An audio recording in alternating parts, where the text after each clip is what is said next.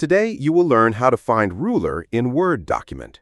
First, look at the top area of Word, where you see tabs like Home, Insert, Design, and Layout. Click on the View tab because this is where the ruler option is located. Inside the View tab, look for a section called Show. Here, you will see an option named Ruler. Simply click the small checkbox beside Ruler, and instantly the ruler will appear on your screen. You should now see a horizontal ruler at the top of the document and sometimes a vertical ruler on the left side as well.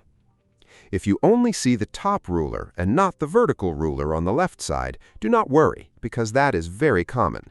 To enable the vertical ruler, click File in the top left corner of Word, then click Options at the bottom.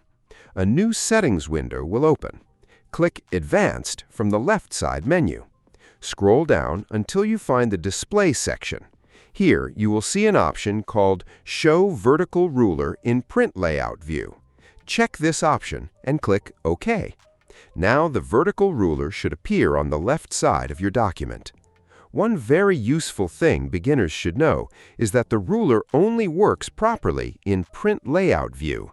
So if your ruler is missing, even after turning it on, go back to the View tab and make sure Print Layout is selected. If another view mode is active, the ruler may not display correctly. This small setting confuses many new users, so checking it can save a lot of time.